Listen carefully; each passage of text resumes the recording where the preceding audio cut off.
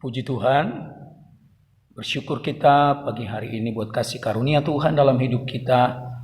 Kekuatan dan pertolongan Tuhan senantiasa menjadi bagian kita orang-orang yang percaya dan berharap kepada Tuhan.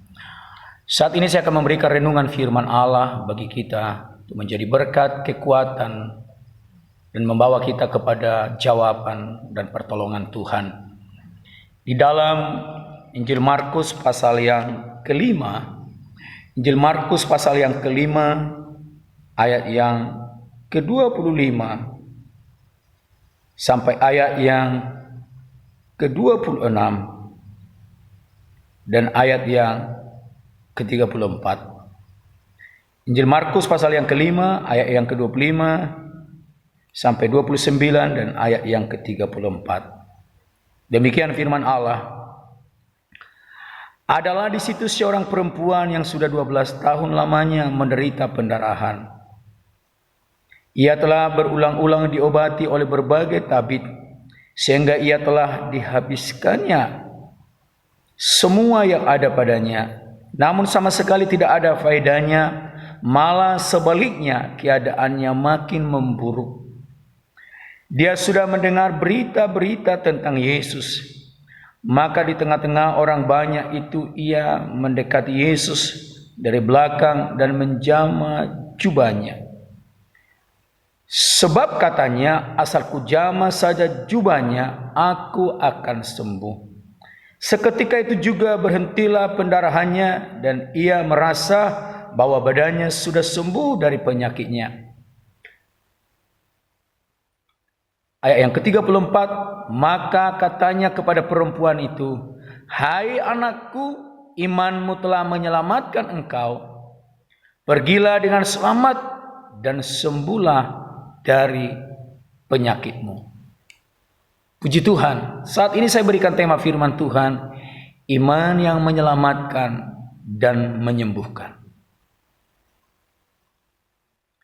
Perempuan di sini yang mengalami sakit pendarahan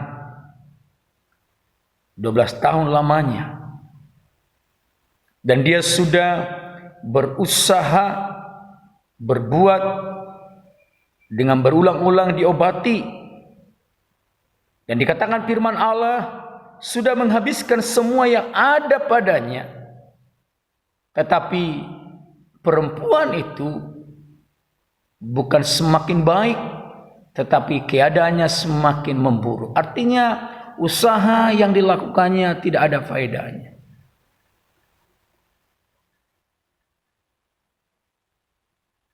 Tetapi kalau kita perhatikan dalam kebenaran ini, firman Tuhan katakan ayat 27, dia sudah mendengar berita-berita tentang Yesus. Maka di tengah-tengah orang banyak itu ia mendekati Yesus dari belakang dan menjama jubahnya. Sebab katanya, asal kujama saja jubahnya, aku akan sembuh. Saudaraku, dalam keadaan yang semakin buruk, tubuh yang semakin lemah, sakit yang berkepanjangan, dengan usaha yang sudah dia perbuat tetapi tidak ada faedahnya. Tetapi ada hal yang sangat luar biasa. Dia mengarahkan telinganya untuk mendengar, dan dikatakan di sana dia sudah mendengar berita-berita tentang Yesus. Dia mendengar berita tentang Yesus sebagai Tuhan dan Juru Selamat, berita tentang Yesus Dialah sebagai penyembuh yang ajaib. Bagaimana Yesus mengerjakan perkara-perkara yang besar, mujizat-mujizat terjadi dikerjakannya, dan dia mendengar berita itu. Maka kalau kita perhatikan di sini, sesudah dia mendengar firman Allah katakan, maka wanita itu, perempuan itu mulai dibangunkan imannya oleh pendengaran akan berita tentang Yesus. Firman Allah katakan di dalam Roma pasal yang ke-10 itu dikatakan 17, jadi iman timbul dari pendengaran dan pendengaran oleh firman Kristus. Ada iman yang dibangun waktu dia mendengar berita tentang Yesus. Dan sesudah dia mendengar dan iman itu muncul dalam hidupnya, maka iman itu bertindak. Kalau kita perhatikan di sini, maka di tengah-tengah orang banyak itu ia mendekati Yesus dari belakang dan menjamah jubahnya, sebab katanya, asal ku jamah saja jubahnya, aku akan sembuh. Iman yang bertindak. Dan di dalam iman itu dia punya keyakinan.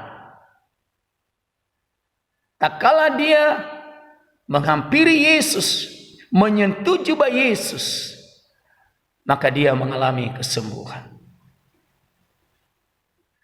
Iman yang bertindak menghasilkan suatu kepastian kesembuhan, yaitu datang bersekutu dengan Yesus. Ada kontak. Artinya apa? Dia ada di dalam hadirat Tuhan.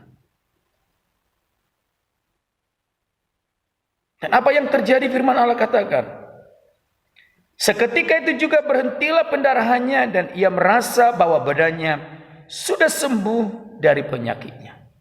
Waktu dia ada kontak dengan Yesus, dia menjamah jubahnya Yesus, maka dia mengalami kesembuhan. Dan kita perhatikan di sini, di dalam tindakan iman itu dia melangkah dengan suatu kepastian kesembuhan, karena dia kontak, dia bersekutu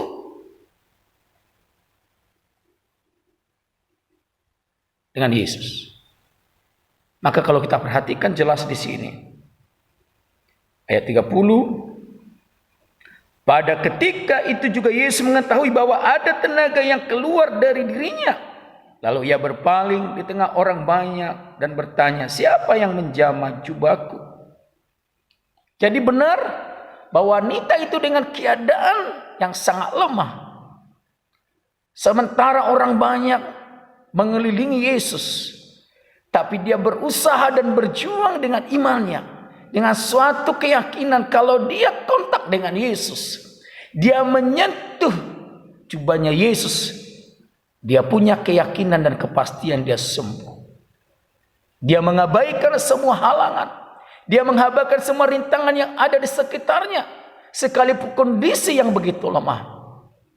Dia berjuang untuk membuktikan iman. Dia berjuang membuktikan kepastian iman itu. Dan mengalirlah kuasa kesembuhan dari Yesus kepada wanita itu. Iman itu harus dibangun dengan persekutuan. Iman itu harus dibangun, kita harus sampai dalam hadirat Tuhan. Sehingga kepastian kuasa, aliran kasih Tuhan akan kita alami. Dan apa yang dikatakan oleh Yesus dalam ayat ke-34, maka katanya kepada perempuan itu, hai anakku, imanmu telah menyelamatkan engkau. Wanita itu tidak hanya mengalami kesembuhan, tapi dia mengalami keselamatan. Iman yang menyelamatkan dan membawa kepada keselamatan di dalam hidupnya. Bukan hanya kesembuhan saat itu, tapi keselamatan di dalam Tuhan dan keselamatan dalam kehidupan selanjutnya, keselamatan dalam pemeliharaan, penggembalaan Tuhan. Itu sebabnya saat ini kekasih-kekasih Tuhan, umat-umat ketebusan Tuhan, jemaat Tuhan, keluarga, dimanapun Bapak Ibu Saudara berada,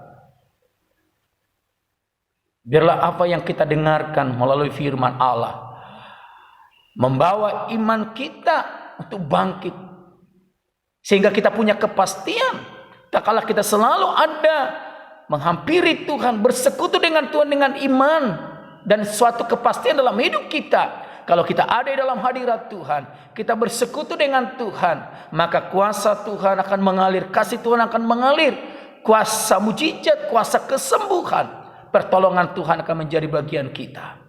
Sehingga kita boleh mengalami keselamatan dalam segala hal dan kesembuhan dalam setiap apapun dalam hidup kita. Apa yang menjadi pergumulan-pergumulan kita saat ini? Apa yang menjadi sakit kita? Mungkin pekerjaan, ekonomi, keluarga, bahkan hati kita, bahkan tubuh jasmani kita yang sedang sakit.